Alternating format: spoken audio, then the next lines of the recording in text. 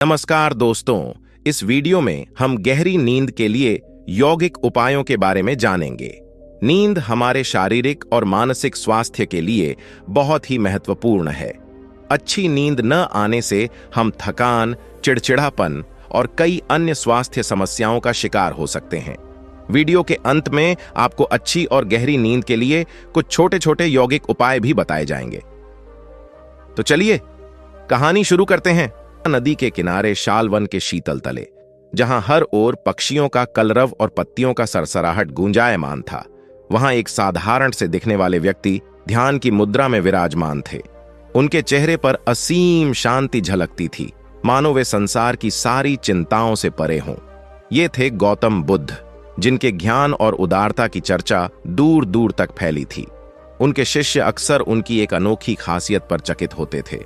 वो गहरी और अचल नींद सोते थे, चाहे कितनी भी तूफानी रात हो, जंगली जानवरों का गुर्राहट हो या आसपास का कोई हलचल हो, उनका शाश्वत शांत कभी भंग नहीं होता था। ये बात शिष्यों के मन में जिज्ञासा जगाती थी कि आखिर उनके गुरु की नींद का रहस्य क्या है। एक रात जब चांदनी शाल वन को कोमल रूप से छू रही थी, युवा शिष्य आनंद जिज्ञासा से तिलमिलाता हुआ गौतम बुद्ध के पास पहुंचा। उसने शिष्टता पूर्वक प्रणाम किया और धीमे स्वर में बोला, हे गुरुवर, आपकी गहरी नींद मुझे सदैव अचंभित करती है। रातें कितनी भी अशांत हों, आप निर्विचल सोते हैं, मानो संसार का शोर आप तक ही नहीं पहुंचता। क्या आप मुझे ये असाधारण नींद का रहस्य बताएंगे? गौतम बुद्ध मुस्कुराए और आनंद की आंखों में झांकते हुए बोले, आनंद, मेरी गहरी नींद किसी जादू या दिव्य वरदान से नहीं, बल्कि एक गहरी समझ और साधना से प्राप्त हुई है। नींद की गहराई असल में मन की शांति की गहराई से जुड़ी है। मैं तुम्हें बताता हूं कि मेरे अंदर क्या घटता है जब मैं सोता हूं। बुद्ध ने बताया, मेरे लिए सोना सिर्फ शरीर का आराम करने का समय नहीं है, बल्कि यह दिमाग के सभी विचारों और संवेदनाओं से अलग होने का अवसर है। मैं जागने की अवस्था में भी अपने मन को बिखरने से रोकता हूं। इसलिए जब मैं सोने के लिए लेटता हूं तो मेरा मन पहले से ही एकाग्र होता है। मैं सांसों पर ध्यान केंद्रित करता हूं, उन्हें महसूस करता हूं, बिना किसी विचार या भावना के उलझने के। जैसे एक पत्ती धारा में बिना रुके बहती है, वैसे ही मेरे विचार बहते हैं। उन्हें मैं पकड़ता नहीं, उनके पीछे मैं दौड़ता नहीं। आनंद, जैसा तुमने देखा होगा, मैं बिस्तर पर स्थिर अवस्था में सोता हूं। यह स्थिरता मेरे शरीर की नहीं, बल्कि मेरे मन की है। मैं अपने भीतर एक स्थिर केंद्र स्थापित कर चुका हूं, जिसे चाहे तूफान आए, चाहे पहाड़ हिले, कभी हिलाया नहीं जा सकता। यह केंद्र मेरी जागरूकता का स्रोत है, चाहे मैं शारीरिक रूप से सो रहा हूं या जाग रहा हूं। बुद्ध ने आगे कहा, नींद के दौरान भी मेरी चेतना एक अदृश्य दीपक की तरह जलती रहती है। यह दुनिया को नहीं देखता, बल्कि अपने भीतर के शांत अस्तित्व में डूबा रहता है।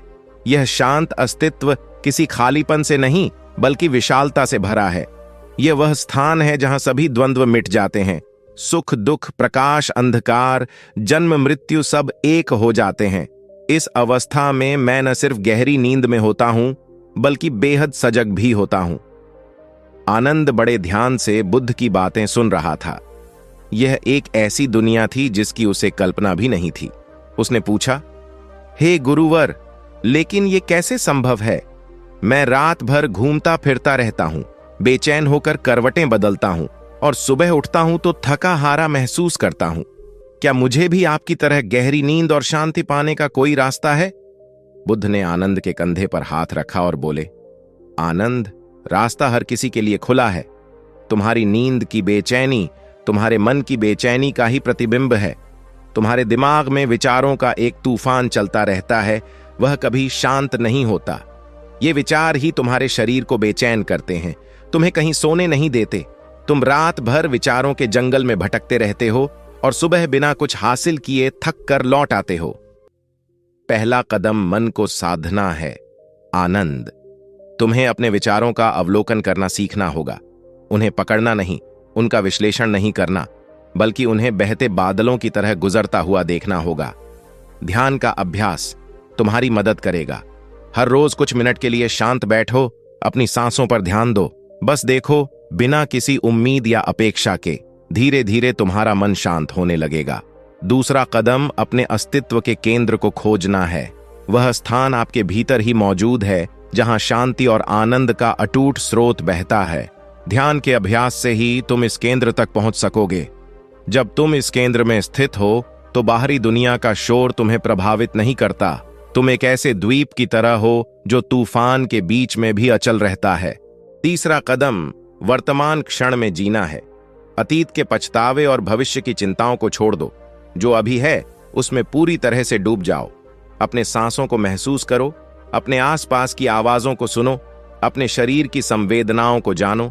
वर्तमान क्षण ही वास्तविक है आनंद, और यही वह क्षण है जहां गहरी शांति मिलती है। बुद्ध ने आनंद की आंखों में दृढ़ संकल्प झलकते देखकर कहा, आनंद, रास्ता आसान नहीं है लेकिन असंभव भी नहीं है। धैर्य और निरंतर प्रयास से तुम भी अपने भीतर की गहरी नींद और शांति का अनुभव करोगे। तुम्हारी रातें बेचैनी में नहीं बल्कि आराम और जागरूकता में बीतेंगी, और सुबह जब तुम उठोगे तो यह दुनिया तुम्हें पहले से कहीं ज्यादा सुंदर और सार्थक लगेगी। आनंद ने गहरे प्रणाम करते हुए गुरुवर का आभार व्यक्त किया। उसके हृदय में एक नया प्रकाश जगा था, एक ऐसी आशा की किरण जिसने उसे आगे बढ़ने का मजबूत हौसला दिया। उस रात ध्यान की मुद्रा में बैठकर उसने अपने भीतर की यात्रा शुरू की, जिसका लक्ष्य न सिर्फ रात की गहरी नींद बल्कि जीवन की अनंत शांति और ज्ञान का अनुभव करना था। कहानी वहां खत्म नहीं होती, आनंद की यात्रा जारी रहती है। वह ध्यान का अभ्यास करता है, अपने विचारों का अवलोकन करता है और धीरे धीरे अपने अस्तित्व के केंद्र तक पहुंचने का प्रयास करता है। रास्ते में कई चुनौतियां आती हैं, कई मोह माया उसे रोकने की कोशिश करती हैं, लेकिन आनंद हर बार गुरुवर के शब्दों को याद करता है और दृढ़ता से आगे बढ़ता जाता है। महीनों सालों बाद आनंद बुद्ध का एक सच्चा शिष्य बन चुका होता है। उसकी रातें अब शांत और गहरी नींद में बीतती हैं। एक अदृश्य दीपक की तरह उसकी चेतना लगातार जलती रहती है, उसे दुनिया के शोर से अलग रखते हुए। दिन में वह करुणा और ज्ञान का प्रकाश फैलाता है, दूसरों की बेचैनी को कम करने और उनके भीतर भी उसी असीम शांति की खोज का रास्ता दिखाता है। एक शाम गौतम बुद्ध अपने प्रिय शिष्य आनंद के साथ नदी के किनारे बैठे हुए थे। चांदनी शाल वन को नचा रही थी और पक्षियों का कोमल संगीत हवा में घुल रहा था। गौतम बुद्ध मुस्कुराते हुए बोले, आनंद, क्या अब तुम्हें नींद का रहस्य समझ में आया? आनंद ने ध्यानपूर्वक कहा, हे गुरुवर, अब मैं समझ चुका हूं कि गहरी नींद केवल शरीर का आराम नहीं है बल्कि मन की शांति का ही दूसरा नाम है। जैसा अपने सिखाया, मैंने अपने विचारों का अवलोकन करना सीखा है, अपने अस्तित्व के केंद्र को खोजा है और वर्तमान क्षण में जीना सीखा है। अब मैं समझता हूं कि संसार का शोर मेरे भीतर के शांत अस्तित्व को कभी भंग नहीं कर सकता। बुद्ध प्रसन्नता से सिर हिलाए और बोले, बहुत अच्छा आनंद, तुमने सही समझा है। तुमने न सिर्फ गहरी नींद का रहस्य पाया है बल्कि तुमने अपने जीवन का सही उद्देश्य भी समझ लिया है। तुम दूसरों के लिए प्रकाश स्तंभ बनकर उन्हें भी इसी शांति की ओर ले जाओ। याद रखो आनंद, हर प्राणी के भीतर यही असीम शांति का स्रोत मौजूद है, उन्हें बस रास्ता दिखाने की जरूरत है। आनंद ने दृढ़ संकल्प के साथ झुककर प्रणाम किया। वह जानता था कि उसकी यात्रा अभी समाप्त नहीं हुई है, उसके सामने और भी बड़ा उद्देश्य था। गुरुवर द्वारा जगाए गए प्रकाश को आगे बढ़ाते हुए दूसरों के जीवन में भी शांति और ज्ञान का दीप जलाना। कहानी के अंत में गौतम बुद्ध की गहरी नींद का रहस्य सिर्फ उनकी शारीरिक अवस्था का रहस्य नहीं रहता, यह एक रूपक बन जाता है आंतरिक शांति और आत्मज्ञान के मार्ग का। यह कहानी पाठकों को उनके भीतर की ओर खोज करने, अपने विचारों को मित्र बनाने और वर्तमान क्षण में रहते हुए जीवन का आनंद लेने का संदेश देती है। यह हमें याद दिलाती है कि हर किसी के भीतर एक गहरी नींद और असीम शांति का स्रोत मौजूद है, जिसे खोजने और अनुभव करने का रास्ता केवल ध्यान, करुणा और आत्मज्ञान के अभ्यास से ही खुलता है। गौतम बुद्ध के शब्दों से प्रेरित होकर हम भी गहरी नींद के लिए योग का अभ्यास कर सकते हैं। यहाँ कुछ यौगिक उपाय दिए गए हैं जो आपको गहरी नींद लेने में मदद कर सकते हैं। सुबह जल्दी उठें और योग का अभ्यास करें। सुबह जल्दी उठने और योग का अभ्यास करने से आपका शरीर और मन शांत और संतुलन में रहेगा, जिससे आपको रात में अच्छी नींद आएगी। सांस लेने के व्यायाम करें।